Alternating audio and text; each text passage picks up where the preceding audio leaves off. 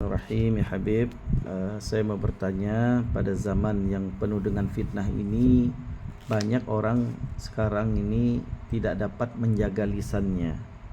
Banyak fitnah, banyak berbuat bohong, banyak segala macam bentuk kerusakan daripada lisan ini. Bagaimana cara kita menjaga lidah kita agar terpelihara dari perkataan yang tidak baik ya Habib? Ya. Bismillahirrahmanirrahim. Alhamdulillahirabbil alamin. Allahumma shalli ala sayyidina Muhammad wa ala sayyidina Muhammad. Alhamdulillah.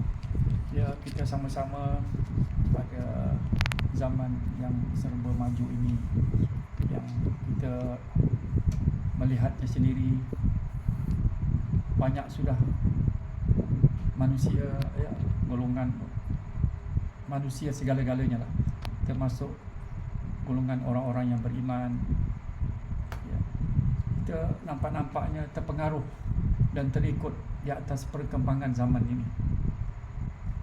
Jadi kita berjumpa sama orang, kita bercakap sama orang, ya.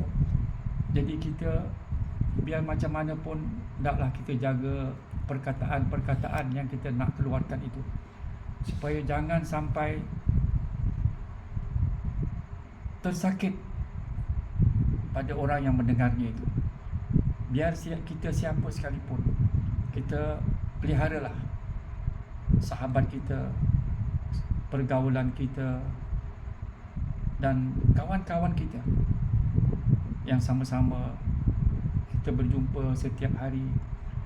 Bukan kita tidak boleh bercakap, kita boleh berbual, boleh bercakap, boleh apa segala apa. Tinggal Rasulullah sallallahu alaihi wasallam selalu mengingatkan dalam hadisnya, bukan tak boleh bercakap, jangan terlalu banyak bercakap. Bukan suruh diam saja, tidak. Diam saja pun tak bagus juga. Lebih-lebih, ya, orang-orang yang sudah tua, siapa juga yang sudah berumur 50 tahun, 60 tahun, 70 tahun, 80 tahun ataupun 90 tahun, kita jangan biarkan orang-orang tua ini diam, tidak mau bercakap. Sekurang-kurangnya kalau dia orang yang ahli ibadat, dia selalu mesti berzikir. Suruh dia buka mulutnya, bercakap, berbual, dan dia, ya, zikrullah, dia baca as-salatu ala Nabi salawat. Itu lebih baik untuk membaguskan otaknya, supaya otaknya tidak menjadi beku gitu. Ya, kita ajak berbual, itu boleh. Orang tua-tua, jangan kita biarkan dia sendiri diam termenung, tak bagus itu. Jadi Rasulullah bukan tidak, ya, berkata yang begini-begini. Rasulullah hanya mengingatkan supaya jangan banyak bercakap, supaya jangan banyak kita terima dosa. Bukan tak boleh bercakap, boleh bercakap, tetapi keluarkanlah perkataan-perkataan yang sedap didengar.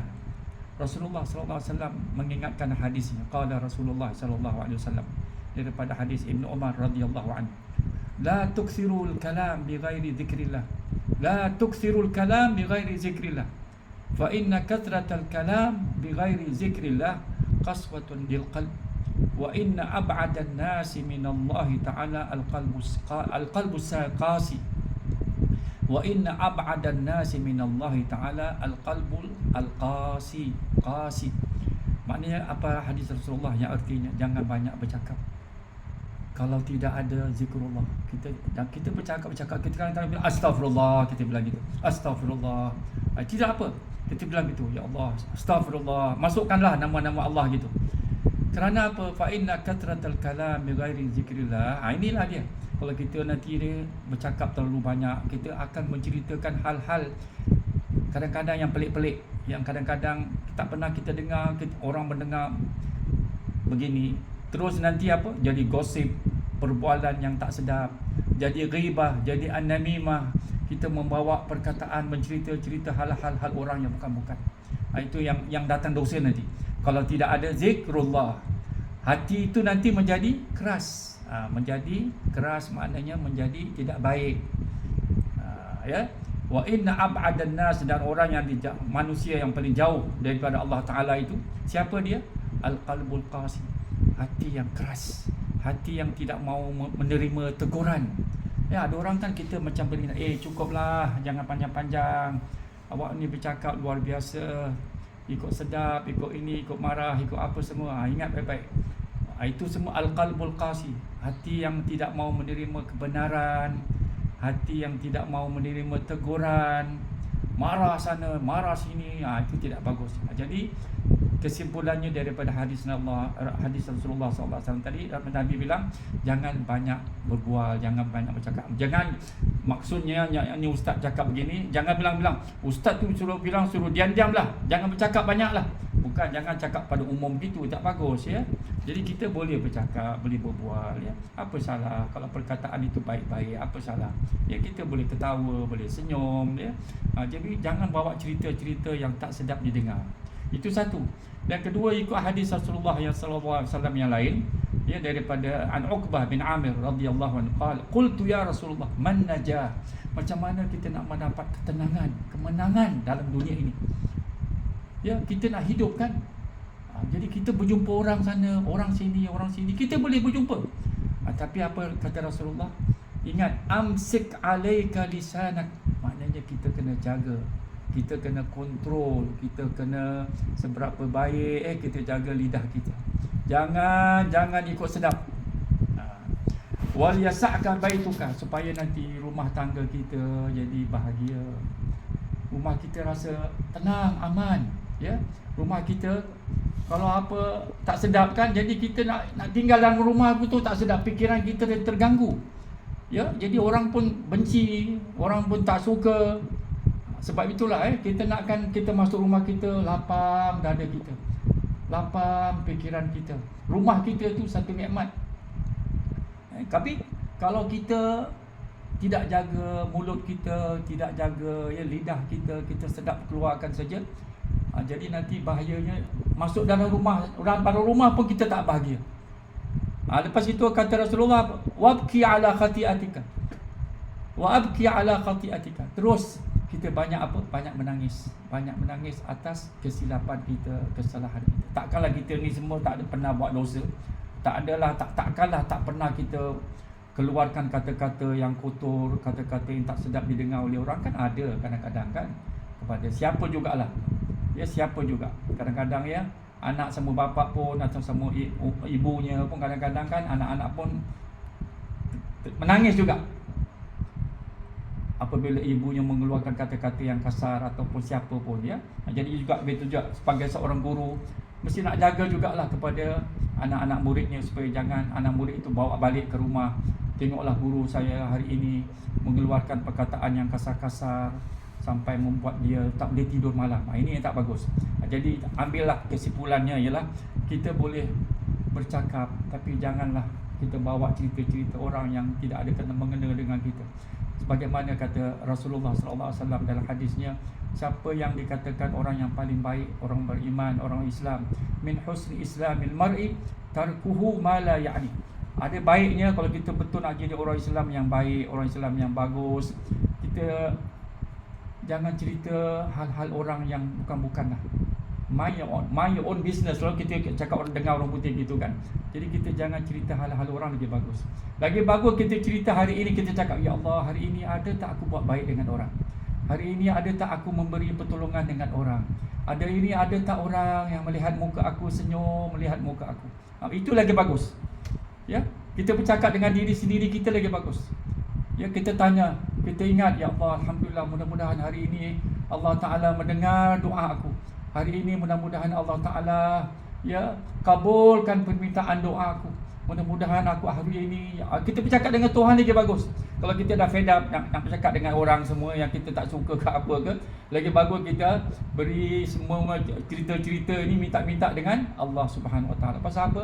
Tuhan Maha mendengar. Dia nak dengar segala-galanya. Kita hantarlah segala cerita-cerita apa yang bagus-bagusnya, cerita pada waktu malam ya. Kita minta dengan Allah Ta'ala. Itu yang paling bagus itu ya. Nanti kita akan kembali pada soalan yang lain. Sekian, wassalamualaikum warahmatullahi wabarakatuh. Apa yang Habib nak ingatkan dalam kitab ya, ada satu dalam kitab Al-Tawaidul Mukhtara yang dikarang oleh Habib Zain bin Ibrahim bin Smith. Buku baru, buku yang penuh dengan ilmu, luar biasa. Pengarangnya memang orang al-alimul alama. Panjang umurnya sampai sekarang barangkali dekat-dekat 90 tahun ataupun lebih daripada itu. Mudah-mudahan Allah Ta'ala barakatkan umurnya. Amin. Orang yang alim luar biasa. Alhamdulillah, dia masih hidup lagi. Jadi dalam kitab dia ini ada tersebut, ya, ada mengatakan bab lidah, ya, dalam bab lidah boleh buka muka surat 341, 42,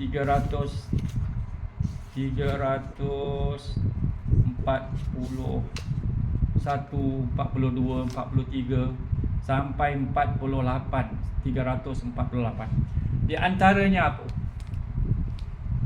Ini satu peringatan lah paling bagus.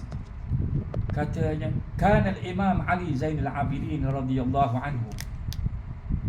Ini anak cucu cicit Rasulullah sallallahu alaihi wasallam. Al-Imam Ali Zainal Abidin. Idza wa'ada wa'dan, apabila dia nak buat janji sama orang, kan kita nak buat janji kan, kita nak bercakap dengan mulut, dengan apa, dengan lidah. Dia kalau buat janji dengan seseorang, lam yakul walam yashrab hatta yafi'a bih. Dia tidak akan makan dan dia tidak akan minum sehingga dia menepati janjinya. Kadang-kadang kita kan bilang I promise you, tapi kita bohong. Kita kadang-kadang janji kita tak betul. Kita bercakap sama orang, yes, depan kita bilang yes, I will help you, I will help you, I with you, macam-macam. Kita janji sana, janji sini, dalam perniagaan, janji apa juga, dalam perbualan. Tapi kalau berjanji itu bohong, itu yang sangat bahaya. Tengok anak cicit Rasulullah sallallahu alaihi wasallam, dia apabila dia nak berjanji, dia tidak akan makan dan dia tidak akan minum sampai dia dengar alhamdulillah orang tua. Sampai orang tu menepati janjinya, dia terasa dalam hati dia, baru dia rasa nikmat. Bukan senanglah iman ini tadi. Ini orang kelebihan dia, anak cucu Rasulullah sallallahu alaihi wasallam. Jadi kita mengambillah satu tauladan yang baik, ya. Apabila kita nak berjanji, dia janji dengan betul. Kalau tidak, nanti ada hadis Nabi yang lain, ya, wa idza wa'ada akhlafa. Itu tanda-tanda orang-orang yang jadi munafik. Itu yang kita takut. Nauzubillah min zalik, ya. Sebab itu lidah ni boleh jadi jahat. Jadi kalau kita minta, ya Allah, posisikan aku apabila aku berkata biarlah benar. Apabila aku berjanji, aku tidak mau mungkir janji. I don't want to break the promise. Dengan gitu. Kita berjanji. Pasal ini kita bercakap dengan lidah ni semua ni. Jadi kita jaga. Ya, kita jangan khianati orang, jangan kita bohong sama orang, ya. Jangan kita kasih buat hati orang tu jadi sakit, semua tidak boleh. Maka insaflah. Banyak-banyak apa obatnya? Itulah. Pada Habib lah, ya, pada orang-orang yang nak tanya macam mana nak ubat ustaz. Obatnya ialah kathratul istighfar, banyak meminta ampun. Bilang gini sajalah, astaghfirullahalazim. Satu hari dalam kereta mu boleh baca 50 kali, 30 kali, 10 kali, 100 kali baca astaghfirullahalazim, astaghfirullahalazim alladzi la ilaha illa huwal hayyul qayyum wa atubu ilaih. Cukup. Astaghfirullahalazim pun boleh. Astaghfirullahalazim min kulli dhanbin. Apa saja cakap Arab pun boleh. Ataupun kita lafazkan itu. Astaghfirullahalazim, astaghfirullahalazim, astaghfirullahalazim. Ya Allah, mudah-mudahan kau maafkan apa kesalahan lidah aku ini. Aku terkasar, tolong kau maafkan aku. Pasal Tuhanlah yang suka nak memaafkan, ya, apa jua kesalahan hamba-hamba. Sekian, wassalamualaikum warahmatullahi wabarakatuh.